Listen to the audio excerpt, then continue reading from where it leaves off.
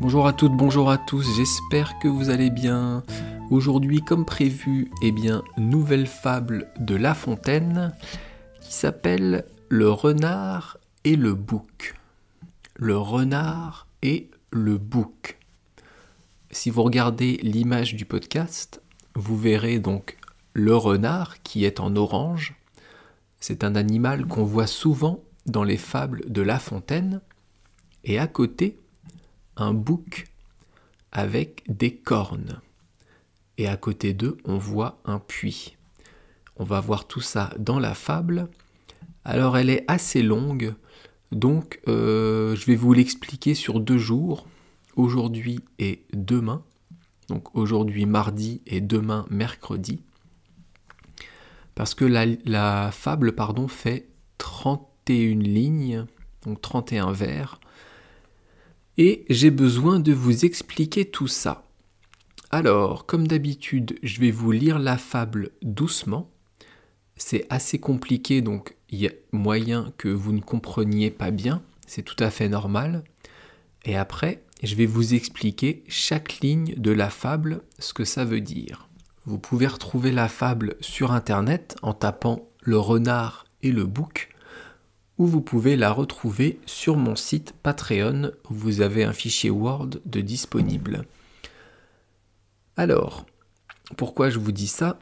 Parce que, comme c'est une fable, comme certaines qui est compliquée, c'est bien de lire en même temps que je vais parler. Donc je parle, je raconte la fable, je vais la lire, et en même temps, vous suivez sur votre petit fichier pour voir ce que vous comprenez.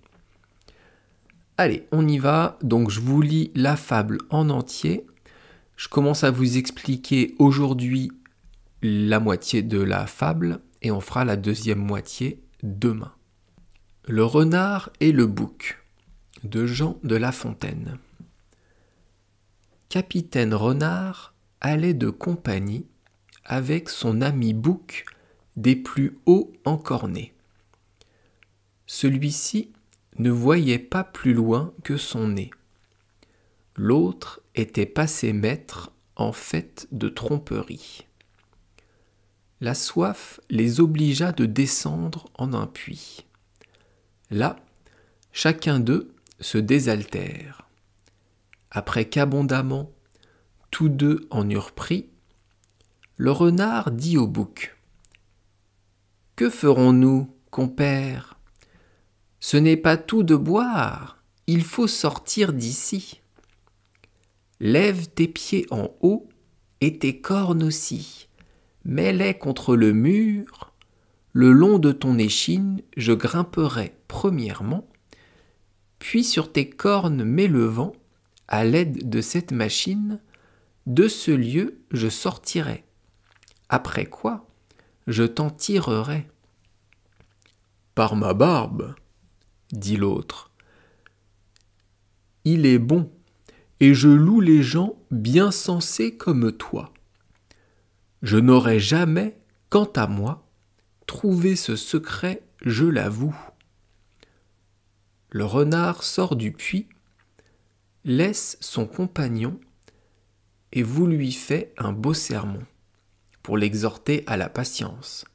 « Si le ciel t'eût, dit-il, donné par excellence autant de jugement que de barbe au menton, tu n'aurais pas, à la légère, descendu dans ce puits. Or, adieu, j'en suis hors. Tâche de t'en tirer et fais tous tes efforts, car pour moi, j'ai certaine affaire qui ne me permet pas d'arrêter en chemin. En toute chose, il faut considérer la fin. » Et voilà, ça c'était la longue fable de La Fontaine, le renard et le bouc. Alors, c'est pas la plus longue, hein. Il y en a qui sont vraiment beaucoup plus longues que je ne vous expliquerai pas parce que ça prendrait trop de temps. Donc on revient au début, on prend la première ligne et je vous explique tout. La première ligne, le premier vers, c'est « Capitaine Renard allait de compagnie. Alors, le renard, c'est l'animal orange qu'on voit sur l'image du podcast. Pourquoi ici on dit capitaine renard ? Parce qu'en fait, dans cette fable, il y a deux animaux, un renard et un bouc. Et le renard, c'est un peu le chef des deux animaux. Donc on utilise ici capitaine. Capitaine, donc renard, allait de compagnie. Aller de compagnie, ça veut dire être avec quelqu'un. Être en compagnie de. De qui ? Et on va le voir à la deuxième ligne. Avec son ami bouc, des plus hauts encornés. Donc le bouc, c'est l'animal qu'on voit sur le podcast avec les cornes. C'est le mâle de la chèvre. Et dans la ligne, on a des plus hauts encornés. Ça, c'est une formule un peu ancienne qui veut dire que le bouc a de grandes cornes. Sur l'image du podcast, elles sont assez petites, mais il y a des boucs qui ont des très grandes cornes au-dessus de la tête. Ligne 3. Celui-ci ne voyait pas plus loin que son nez. Celui-ci, on parle de ce qu'il y a juste avant. On parle de l'animal de la ligne d'avant. Donc on parle du bouc. Le bouc ne voyait pas plus loin que son nez. Ne pas voir plus loin que le bout de son nez, c'est une expression française. Je ne vous l'ai pas encore expliqué, je le ferai dans peut-être plusieurs semaines, plusieurs mois, pas tout de suite, mais je vous l'explique ici en 2 mots. Ça veut dire que le bouc, en fait, ne réfléchit pas beaucoup. Quelqu'un qui ne voit pas plus loin que le bout de son nez, c'est quelqu'un qui n'a pas une vision d'ensemble des choses, qui ne va pas réfléchir, qui va agir et qui va se demander après pourquoi il a fait ça. Donc on nous dit ici que le bouc est un peu bête, il ne réfléchit pas. Ligne 4. L'autre était passé maître en fait de tromperie. L'autre, c'est le renard. On a parlé juste avant du bouc en disant celui-ci. Donc quand on dit l'autre, on parle du renard. Le renard était passé maître en fait de tromperie. Quand on passe maître dans quelque chose, c'est qu'on est très fort à ça. Si vous passez maître en jeu vidéo, eh bien vous pouvez faire de l'e-sport, vous pouvez faire des compétitions de jeux vidéo. Et la tromperie, c'est quand on veut tromper l'autre, quand on veut lui faire un mauvais tour, c'est quand on va essayer de se servir de lui à son insu. Donc on nous dit ici que le renard est un animal très malin, très intelligent. D'ailleurs, on le voit dans beaucoup de fables de La Fontaine qu'on a déjà vues ensemble. À chaque fois, c'est le renard qui va apprendre une morale à l'autre animal. C'est le renard qui va tromper l'autre animal. On continue avec la ligne 5. La soif les obligea de descendre en un puits. Alors la soif, c'est quand on veut boire de l'eau. Quand on veut manger, on a faim. Quand on veut boire, on a soif. Donc le renard et le bouc ont soif et ils se trouvent à côté d'un puits. Un puits, c'est ce qu'on voit sur l'image du podcast. C'est une construction humaine qui est profonde avec de l'eau au fond. Et avant, on remontait de l'eau du puits avec un seau. Comme les deux animaux ont soif, ils descendent tous les deux dans le puits. Ligne 6. Là, chacun d'eux se désaltère. Là, c'est un endroit. C'est L-A accent grave, donc c'est quelque part. Ici, c'est dans le puits. Et donc, chacun d'eux se désaltère. Se désaltérer, ça veut dire boire de l'eau. C'est quand on a très soif et qu'on boit, on se désaltère. Ligne 7. Après qu'abondamment, tous deux en eurent pris.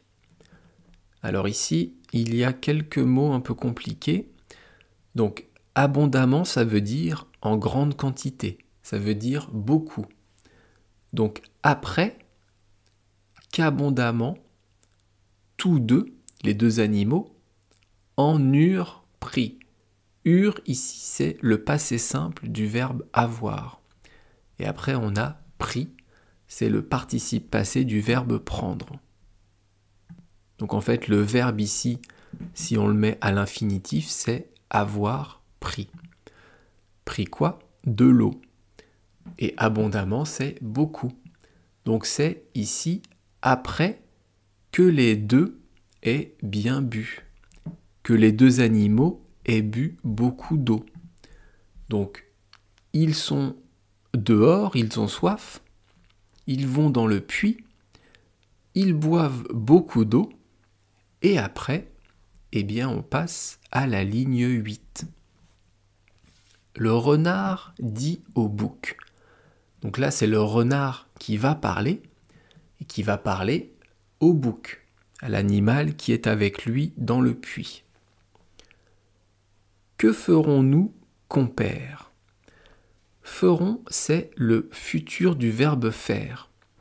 Donc le renard déjà pose une question dans le futur. Que ferons-nous? Qu'allons-nous faire après? Et compère, c'est ami. Donc il dit au bouc, le renard parle au bouc et dit « Qu'allons-nous faire, mon ami ?» Ligne 9. Ce n'est pas tout de boire, il faut sortir d'ici. Évidemment, ils sont enfermés dans un puits, ils n'ont plus soif, ils ont bu de l'eau, mais ils ne peuvent pas sortir. Donc le renard dit « C'est bien, on a bu, mais maintenant, il faut trouver un moyen de sortir. » Ligne 10. Lève tes pieds en haut et tes cornes aussi. Donc le renard parle toujours au bouc et lui dit de lever ses pieds. Donc de lever ses pattes et donc de lever ses cornes. En fait, qu'il se cabre, qu'il se retrouve sur les deux pattes arrière et il lui dit, ligne 11, mets-les contre le mur. Donc le renard dit au bouc de mettre ses deux pattes avant sur le mur et il lui dit après, le long de ton échine, ligne 12, je grimperai premièrement. Alors, l'échine, c'est le dos pour un animal. Donc, quand ici, le renard dit « le long de ton échine », ça veut dire « le long de ton dos », sur ton dos. Et ligne 12, « je grimperai premièrement ». Ça veut dire « en premier ». Et grimper, c'est monter. Donc le renard dit « pose-toi contre le mur, fais-toi le plus grand possible, et je pourrai monter, je pourrai grimper sur ton dos. » Ligne 13. Puis, sur tes cornes mets le vent. Alors ici, le renard continue de parler, et il lui dit, après que j'eusse monté sur ton dos, après avoir monté sur ton dos, eh bien, grâce à tes cornes, je prendrai appui sur tes cornes. D'ailleurs, il lui dit, ligne 14, à l'aide de cette machine. Il parle des cornes du renard. Il dit machine, mais il parle des cornes. Des cornes du bouc, pardon, pas du renard. Si je commence à me tromper, c'est compliqué. Donc le renard dit « Mets-toi contre le mur, grandis-toi, et je vais monter le long de ton dos, m'appuyer sur tes cornes, et grâce à ces cornes, ligne 15, de ce lieu, je sortirai. Donc, je pourrai sortir de ce puits. Le renard lui dit que, grâce au bouc, grâce à son aide, il pourra sortir en premier. Et ligne 16, après quoi, je t'en tirerai. Et une fois que je serai sorti, je t'aiderai à sortir. Une fois que je serai dehors, je pourrai t'aider à sortir du puits. Le renard dit au bouc qu'il pourra l'aider à sortir de ce puits. Je pense que vous voyez venir ce qui va se passer. Vous avez compris déjà ce qui allait se passer après. Mais, je vous l'expliquerai demain. On a fait là la moitié de la fable de La Fontaine, le renard et le bouc. Donc demain, je vous expliquerai la suite de la fable, la suite de l'histoire, ce qu'il va arriver au renard et ce qu'il va arriver au bouc. Merci beaucoup de m'avoir écouté.